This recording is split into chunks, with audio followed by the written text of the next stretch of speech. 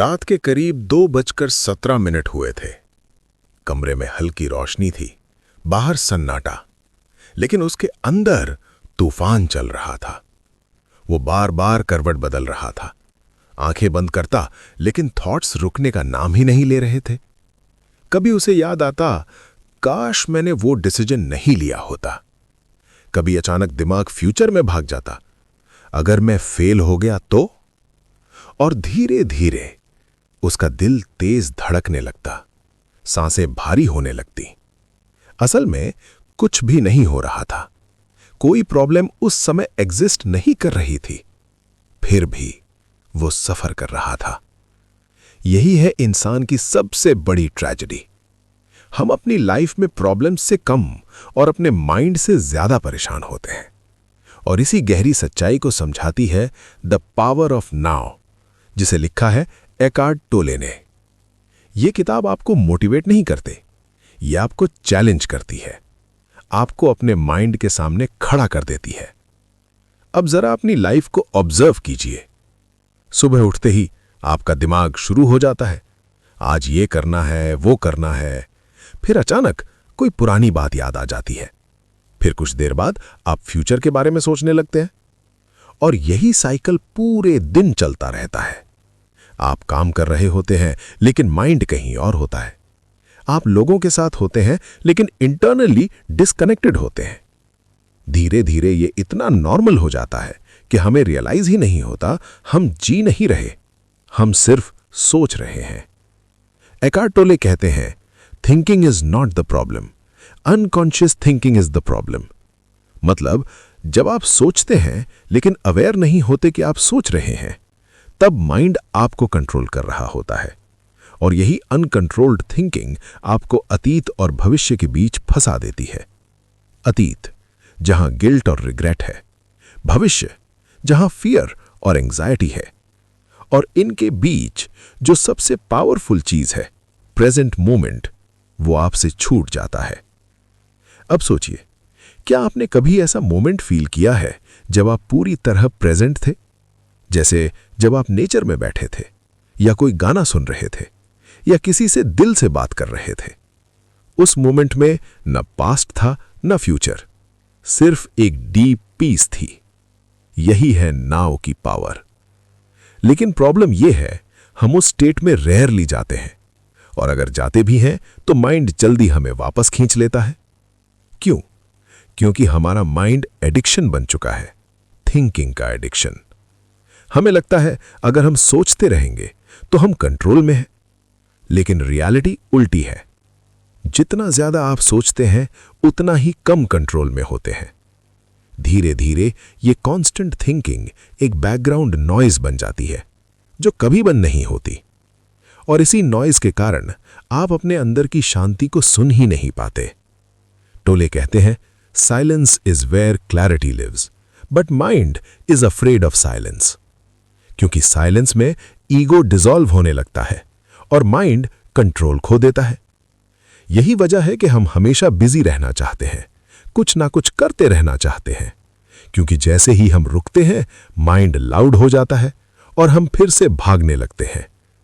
लेकिन असली फ्रीडम भागने में नहीं है, रुकने में है, ऑब्जर्व करने में है, और इस मोमेंट को पूरी तरह एक्सेप्ट करने में है।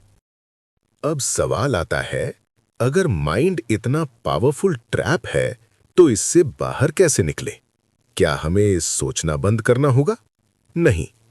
टोले कहते हैं, आपको सोचने से नहीं, सोच के साथ अपनी पहचान से अलग होना है। इसका मतलब क्या है?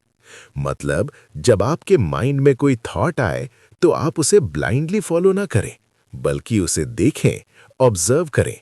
जैसे आप किसी मूवी को देखते हैं, वैसे ही अपने थॉट्स को देखें। धीरे धीरे आप रियलाइज करेंगे, आप आपके थॉट्स नहीं हैं, आप वो हैं जो उन्हें देख सकते हैं। यहीं से ट्रांसफॉर्मेशन शुरू होता है। अब एक और डीप कॉन्सेप्ट, पेन बॉडी। ये आपके अंदर जमा हुआ इमोशनल दर्द है, जो सालों से बिल्ड होता आया है। जब भी कोई सिचुएशन उसे ट्रिगर करती है, तो आप ओवर रिएक्ट कर देते हैं। आप सोचते हैं, मैं इस सिचुएशन की वजह से दुखी हूं, लेकिन सच ये है, आप पुराने दर्द की वजह से रिएक्ट कर रहे होते हैं। जब तक आप पेन बॉडी को पहचानते नहीं, तब तक आप उसके गुलाम रहते हैं। लेकिन जैसे ही आप उसे अवेयरनेस के साथ ऑब्जर्व करते हैं, उसकी एनर्जी डिसॉल्व होने लगती है। अब बात करते हैं ईगो की। ईगो आपकी फॉल्स आइडेंटिटी है, आपकी इमेज, आपका स्टेटस, आपकी स्टोरी। ईगो हमेशा कंपैरिजन में जीता है, हमेशा कुछ प्रूव करना चाहता है, और इसी वजह से वो कभी सैटिस्फाइड नहीं होता। लेकिन जैसे ही आप प्रेजेंट में आते हैं, ईगो कमजोर होने लगता है, क्योंकि ईगो को सरवाइव करने के लिए पास्ट और फ्यूचर चाहिए, और प्रेजेंट में उसकी कोई जगह नहीं है। अब प्रैक्टिकल लाइफ में इसे कैसे अप्लाई करें? यहां मैजिक है सिंप्लिसिटी में। जब आप खाना खा रहे हैं तो सिर्फ टेस्ट को महसूस करें। जब आप चल रहे हैं तो अपने कदमों को महसूस करें। जब आप किसी से बात कर रहे हैं तो सच में सुने, सिर्फ जवाब देने के लिए नहीं। और सबसे पावरफुल प्रैक्टिस, ब्रीदिंग अवेयरनेस। बस अपनी सांस पर ध्यान दीजिए, इन और आउट। ये आपको इंस्टेंटली प्रेजेंट में ले आता है।